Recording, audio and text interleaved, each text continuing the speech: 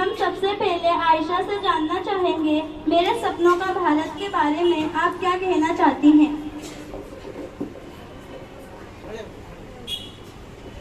मेरा नाम आयशा है। मैं गोमतीपुर उर्दू स्कूल नंबर 3 में कक्षा 8 में पढ़ती हूँ। मैं मेरे सपनों के भारत के बारे में ये कहना चाहती हूँ।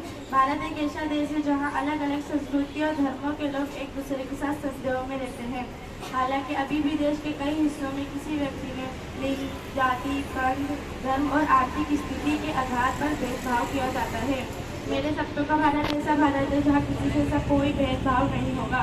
भारत ने पिछले कुछ दशकों में विज्ञान, प्रौद्योगिकी, शिक्षा में अन्य क्षेत्रों में बहुत विकास देखा है। मैं एक पूरी तरह से विकसित देश के रूप में भारत का सपना देखती हूँ। भारत के सपना हाँ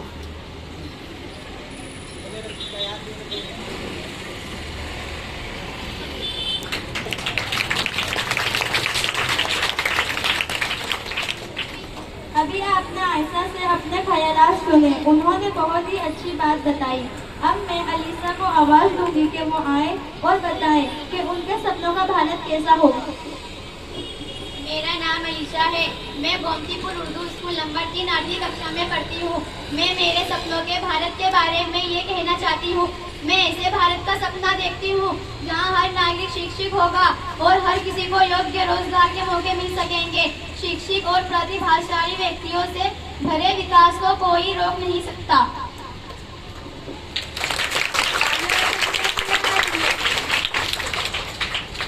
अभी आपने अलीसा से अपने ख्यालात सुने, उन्होंने बहुत ही अच्छी बात बताई। अब मैं मंतसा को आवाज़ दूंगी कि वो आए और बताएं कि उनके सपनों का भारत कैसा हो। मेरा नाम मंतशा है। मैं गोमतीपुर उर्दू स्कूल नंबर 3 8वीं कक्षा में पढ़ती हूँ। मैं मेरे सपनों के भारत के बारे में ये कहना चाहती हूँ। भारत ने पिछले कुछ दशकों में औद्योगिक और तकनीकी विकास दोनों ही देखा है।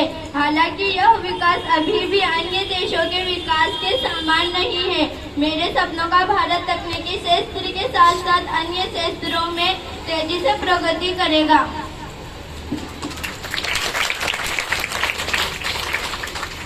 अभी आपने मंतसा से अपने ख्यालात सुने, उन्होंने बहुत ही अच्छी बात बताई। अब मैं सबिहा को आवाज़ दूंगी कि वो आए और बताएं कि उनके सपनों के भारत कैसा हो।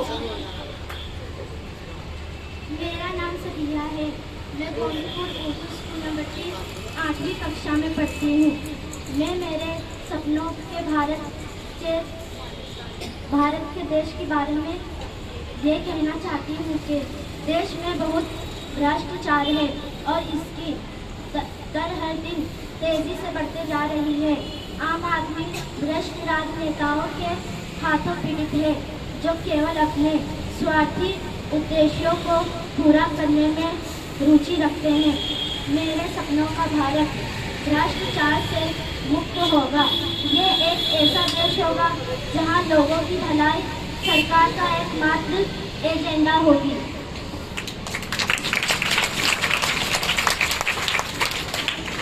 अभी आपने सबिया से अपने ख्यालात सुने, उन्होंने बहुत ही अच्छी बात बताई। अब मैं सूफिया को आवाज़ दूंगी कि वो आए और बताएं कि उनके सपनों का भारत कैसा हो। मेरा नाम सूफिया है। मैं गोमतीपुर उर्दू स्कूल नंबर 3 8वीं कक्षा में पढ़ती हूँ। मैं मेरे सपनों के भारत के बारे में ये कहना चाहती हूँ कि यह देखना अत्यंत दुखदायी है कि जीवन के हर क्षेत्र में खुद को साबित होने के बाद भी महिलाओं को अब तक पुरुषों से नीचा माना जाता है। मैं मेरे सपनों का भारत के बारे में मेरे सपनों का भारत में कोई लिंग भेदभाव नहीं होगा। यह ऐसा स्थान होगा जहां पुरुषों और महिलाओं को एक बराबर माना जाता हो। अभी आपने सूफिया से अपने ख्यालात सुने, उन्होंने बहुत ही अच्छी बात बताई। अब मैं सफिया को आवाज़ दूंगी कि वो आए और बताएं कि उनके सपनों का भारत कैसा हो। मेरा नाम सफिया है। मैं गोमतीपुर उर्दू स्कूल नंबर 3 कक्षा 8 में पढ़ती हूँ। मेरे सपनों का भारत के बारे में मैं ये कहूँगी कि उम्मीदों की नींव पे तरक्की की खिड़की इमारत हो। उम्मीदों की नींव पे तरक्की की खिड़की इमारत हो। मुझको लगता है ऐसा मेरी कल्पना का भारत हो, जहाँ दूर गांव के आखिर तक तमाम सहूलतें पहुँचे, रिश्वतखोरों की गर्दन तक फांसी का फंदा पहुँचे, बेरोजगारी भूख, गरीबी और जिहालत दूर रहे और हमारी सत्ता का दुनिया पर काबू रहे। जहां भारत की हर प्रजा को तिरंगे पर गुरूर रहे, भारत का हर नौजवान नशे की लत से दूर रहे, गुजरात का खेत खलियान न भेद से कभी मजबूर रहे, देश सुरक्षित रहे हमारा, न सरहदों पर कोई शरारत हो। मुझको लगता है ऐसा मेरे सपनों का भारत हो, मेरी कल्पना का भारत हो।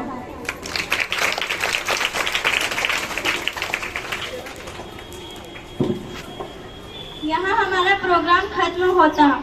सभी ने बहुत अच्छी अच्छी बातें बताई। मेरी दुआ है कि मेरे सपनों का भारत ऐसा ही होगा।